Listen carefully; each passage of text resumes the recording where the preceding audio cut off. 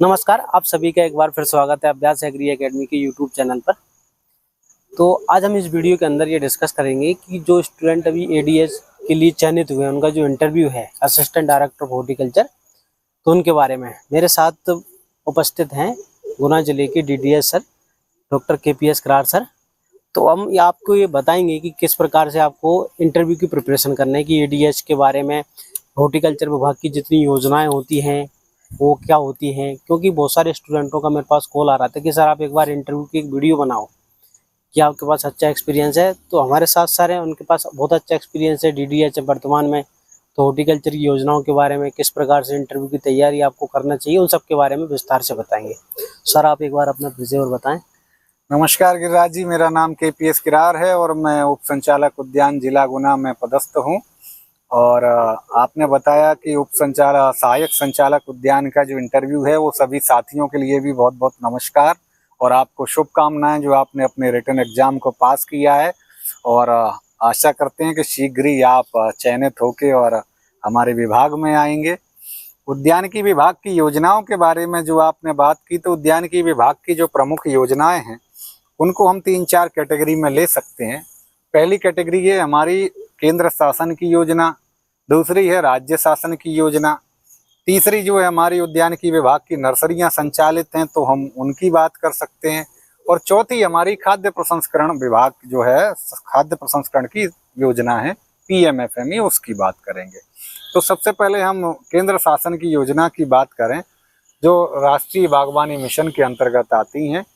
तो इस योजना की बहुत सारी उप योजनाएं हैं, जैसे कि हम बात करें कि सबसे पहले फल क्षेत्र विस्तार योजना। इसमें हम फलों के बगीचों का विस्तार करते हैं, किसानों के लिए इस पे अनुदान देते हैं ताकि किसान जो जोखिम समझ के फलों के बगीचे की तरफ कहीं ना कहीं हिचकिचाते हैं, वो जोखिम कम होने की वजह से इस दिशा में आगे बढ़ सकें। इस पे सामान्य दूरी पे पौधे रोपण करने पे जो है किसान को लगभग 48,000 रुपये प्रति हेक्टेयर का अनुदान दिया जाता है, और उच्च घनत्व पे पौधों को लगाने पे उसको 80,000 रुपये का अनुदान दिया जाता है। पौधे जो भी लगाए जाते हैं वो हमेशा ग्राफ्टेड यानी कि किसी भी तरह के वेजिटेटिव प्रोपेगेटेड पौधे ही होने चाहिए। देसी बीजू पौधे इसमें नहीं लगाए जाते, उन पर अनुदान नहीं मिलता। और सभी प्रकार के अनुदान जो है उद्यानिकी विभाग के ऑनलाइन पंजीयन के माध्यम से, लॉटरी सिस्टम के माध्यम से मिलते हैं। जो वो विभाग का पोर्टल है MPFSTS, उसके माध्यम से किसान जब पंजीयन करते हैं तो ही अनुदान मिलता है। अब हम बात करें दूसरी सब्जी क्षेत्र विस्तार, इसमें भी 24,000 रुपये प्रति हेक्टेयर का अनुदान किसानों को मिलता है। तीसरा हमारा मसाला क्षेत्र विस्तार है, इसमें भी 10,000 रुपये प्रति हेक्टेयर का अनुदान होता है। इसी तरह से जो है हमारी और संरक्षित खेती के अंतर्गत poly house, shade net house है, 50% का अनुदान इन पे भी मिलता है। पॉली हाउस बनाने में 1,000 रुपये प्रति वर्ग मीटर का खर्चा आता है और 50% का अनुदान होता है। ऐसे ही शेड नेट हाउस पे 710 रुपये प्रति वर्ग मीटर का खर्चा आता है और इस पे भी 50% का अनुदान किसान भाइयों को मिलता है। यंत्रीकरण में बात करें तो छोटा ट्रैक्टर जो 20 हॉर्स पावर से छोटा होता है उस पे भी 50% का अनुदान है, जो 2 लाख रुपए तक देय है। ऐसे ही किसान भाई जो अपने सब्जियों या फलों के बगीचे के बीच में अगर पावर ट्रिलर से चलाना चाहते हैं तो उस पे भी 50% का अनुदान है। ऐसे ही अपने ट्रैक्टर माउंटेड स्प्रेयर हो गए, इस पे भी, स्प्रेयर पंप पे भी अनुदान उद्यानिकी विभाग इस पे 40% का देता है।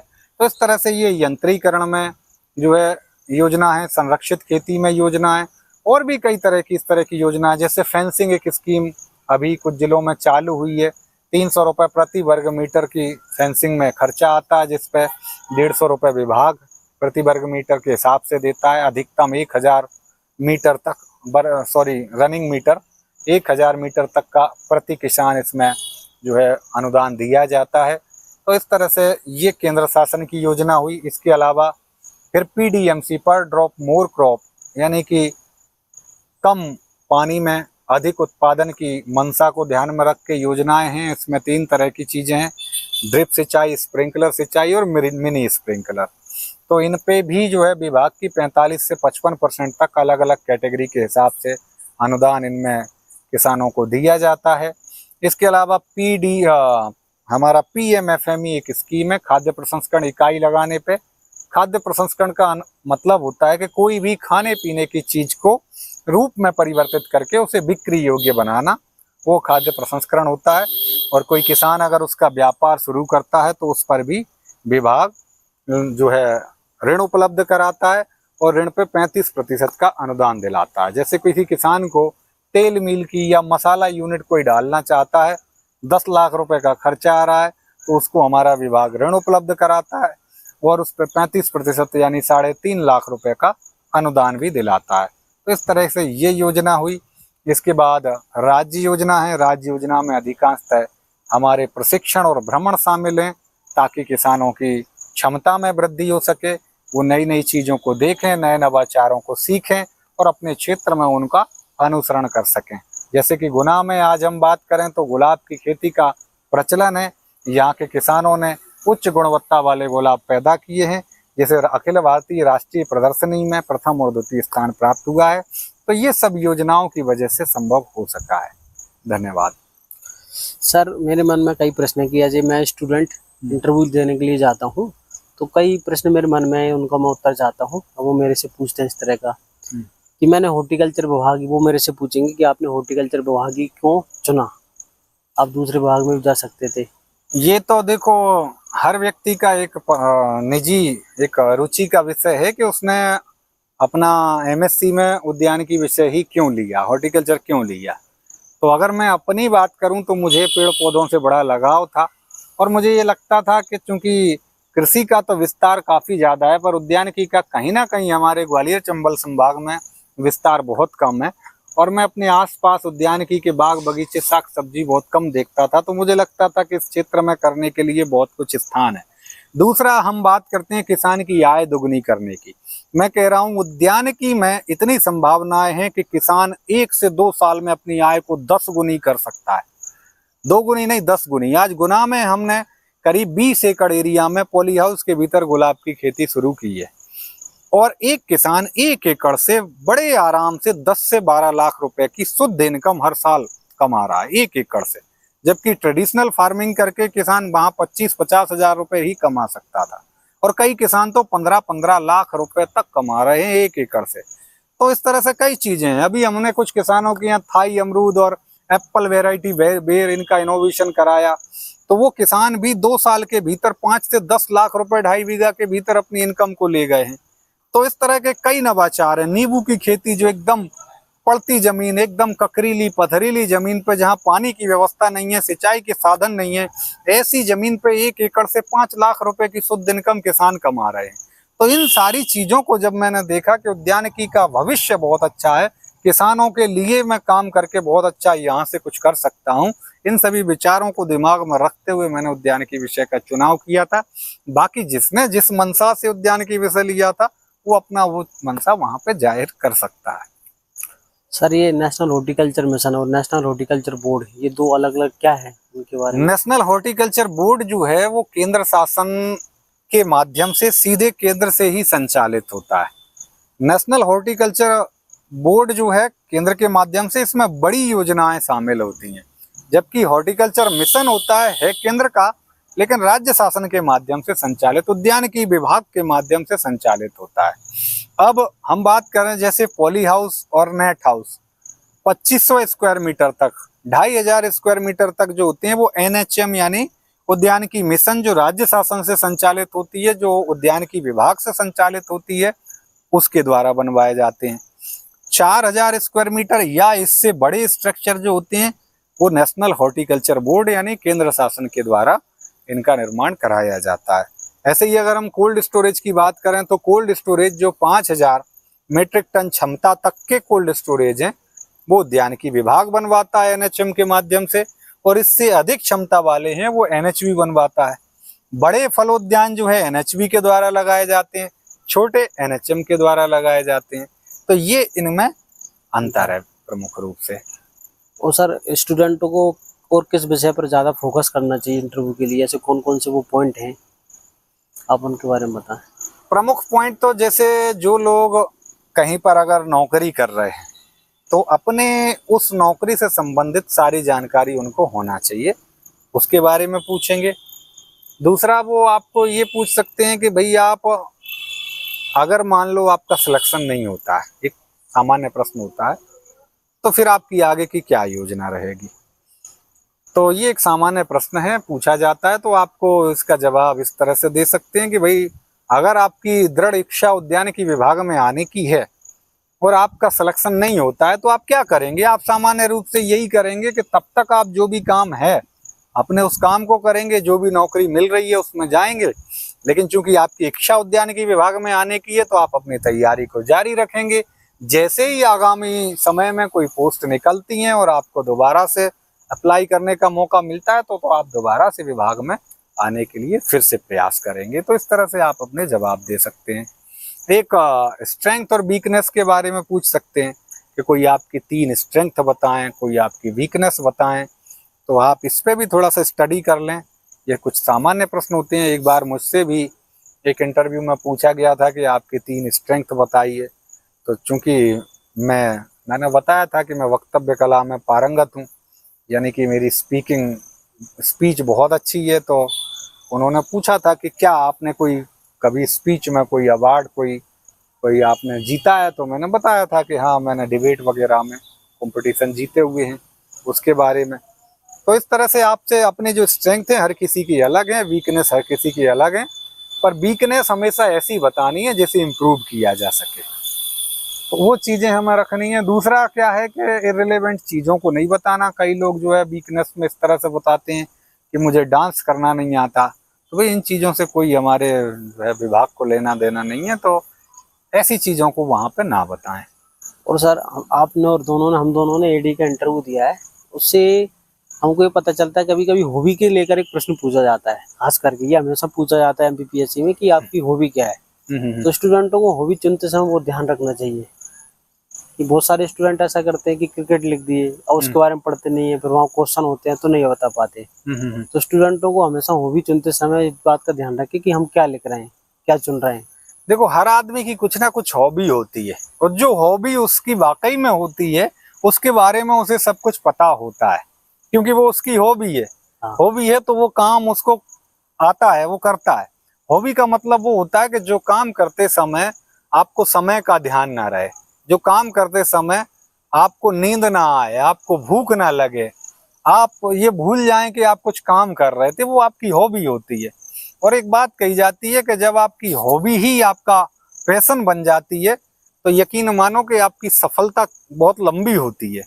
तो उद्यानिकी तो एक ऐसा क्षेत्र है जो अगर एमएससी हॉर्टिकल्चर से सभी साथी हैं और इस क्षेत्र में अगर उनका जो है रुचि है, तो ये तो बहुत अच्छा क्षेत्र है, यहाँ बहुत कुछ अच्छा किया जा सकता है। तो हॉबी अपने पेड़ पौधों के साथ समय बिताना, उद्यानिकी की नई नई चीजें सीखना, ये सब हॉबी अगर बताएं, क्योंकि आपने इसके बारे में पढ़ा है और इससे संबंधित प्रश्न वैसे भी पूछे जाते हैं, तो ये एक बढ़िया चीज है। और कहीं ना कहीं कई लोगों की हॉबी होगी भी, तभी शायद उन्होंने हॉर्टिकल्चर सब्जेक्ट को चुना है। तो हॉबी तो ये हो सकती है, बाकी सबकी अलग अलग हॉबी है, किसी की अलग भी हो सकती है।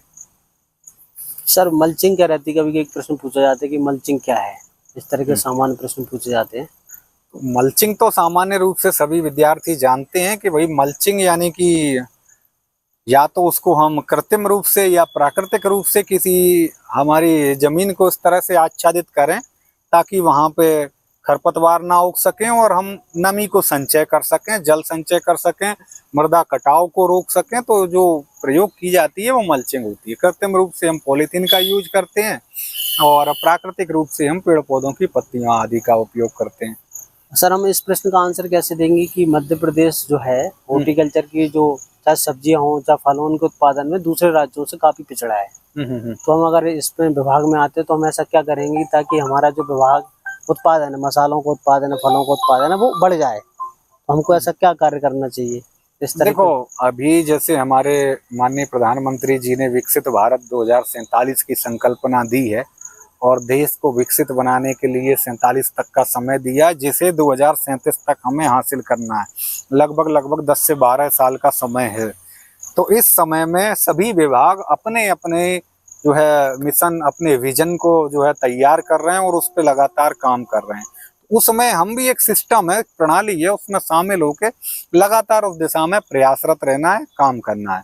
जब विभाग में आएंगे एक सहायक संचालक के रूप में, एक जिले के अधिकारी होंगे, तो ये सब कुछ हमारे हाथ में होता है कि उस जिले में हम किस तरह से योजना बनाएं और कैसे कार्य करें। तो बड़ी बारीकी से हमें सबसे पहले ये देखना होता है कि उस क्षेत्र की जलवायु कैसी है, किन चीज़ों की संभावनाएं हैं, बाजार की स्थिति कैसी है, हम कैसे उस चीज़ को आगे बढ़ा सकते हैं। जैसे गुना की बात करूं कि आज से 6 महीने पहले जब मुझे इस जिले में जिला अधिकारी के रूप में आने का अवसर मिला, तो सबसे पहले मैंने ये चीज़ देखी कि यहाँ की जलवायु गुलाब के बहुत अनुकूल है और पॉली हाउस के भीतर गुलाब की खेती का बहुत अच्छा यहाँ पे स्कोप है। आज स्थिति ये है कि हम किसानों के प्रशिक्षण करा रहे हैं कि वो कैसे अपने गुलाब को विदेशों में एक्सपोर्ट कर सके, धनिया को कैसे विदेशों में एक्सपोर्ट कर सके, उस लेवल पर किसान को लेके जा रहे हैं। तो ये प्लानिंग हमको करनी होगी कि हमारे यहाँ के कौन कौन से प्रोडक्ट हैं जिनको हमें आगे बढ़ाना है, जागरूकता लाना है, ट्रेनिंग कराना है, किसानों को आगे बढ़ाना है, हर स्टेप पे उनको मदद करनी होगी, छोटे लेवल से शुरुआत करानी होगी। तो धीरे से किसान को साथ में विभाग की योजनाओं से भी जोड़ना होगा ताकि उसकी रिस्क कम हो, और जब एक बार उसको विश्वास आ जाएगा तो वो खुद अपना एरिया बढ़ाएगा और उसे देख के दूसरे किसान भी प्रेरित होकर उस काम को करेंगे। तो इस तरह से हमें धीरे धीरे जागरूकता लाके और योजनाओं के साथ में जोड़ते हुए आगे बढ़ना होगा, तो हम अपने आप इस उद्यानिकी के रकबे को बढ़ा सकते हैं। और जो कैंडिडेट इंटरव्यू देने जाएंगे उनको क्या क्या सावधानी रखना चाहिए? सावधानी तो सबसे बड़ी बात ये होती है कि एक तो सबसे ज्यादा प्रेशर लेके हम वहां पे पहुंचते हैं। तो मेरे पीएससी के अनुभव रहे हैं, तो उन अनुभवों का ये है निचोड़ के भाई अगर आप प्रेशर में जाओगे तो आपका इंटरव्यू कहीं ना कहीं प्रभावित होगा। इसलिए बिल्कुल निश्चिंत होकर, बेफिक्र होकर, लंबी गहरी सांस लो, एकदम फ्री माइंड होकर वहां पे जाओ। अपने ऊपर प्रेशर को हावी होने मत दो। अगर आप प्रेशर को हावी होने नहीं देंगे तो आपका इंटरव्यू बहुत अच्छा जाएगा। इस चीज का ध्यान रखना है। कुछ लोग वहां पे किताब लेके पहुंच जाते हैं और इन मौके पे कुछ कुछ पढ़ते रहते हैं। वो दुनिया बहुत बड़ी है, जानकारी बहुत है, और मेरा अनुभव तो ये है कि आखिरी दिन में जो भी पढ़ा जाता है उसके शायद एग्जाम में आने या इंटरव्यू में पूछने की संभावना 0.001% से भी कम होती है। तो फिर क्यों हम जबरदस्ती में अपने ऊपर उस प्रेशर को लाद के जाते हैं। तो बेफिक्र होकर, टेंशन फ्री होकर, बड़े आराम से मस्त होकर जाएं, शालीनता के साथ में। जब हम नॉक करते हैं मे आई कम इन सर, तो जो है उनकी परमिशन होने पे ही अंदर आए, उनकी परमिशन होने पे ही टेबल पे बैठें और बड़ी शालीनता के साथ में बैठ के हमें प्रश्नों का उत्तर देना है। किसी भी चीज में बहसबाजी नहीं करना है। हमें इस तरह का शो नहीं करना किसी चीज में कि हम कॉन्फिडेंट हैं कि हम सही हैं और सामने वाला किसी चीज को, पर हमें वहां पे अड़ना नहीं है। अगर वो किसी चीज को कह रहा है नहीं ये है तो फिर ठीक है कि सर हो सकता है, तो अड़ना नहीं है, शालीनता के साथ में हमको साक्षात्कार देना है। और बाकी सारी चीजें आप सब जानते होंगे। ठीक है सर, आपका बहुत बहुत धन्यवाद। धन्यवाद गिरिराज सर आपका, जो आपने इतना बढ़िया इंटरव्यू कंडक्ट किया, जो मुझे लगता है कि हमारे सभी साथियों के बहुत काम आएगा। बहुत बहुत धन्यवाद।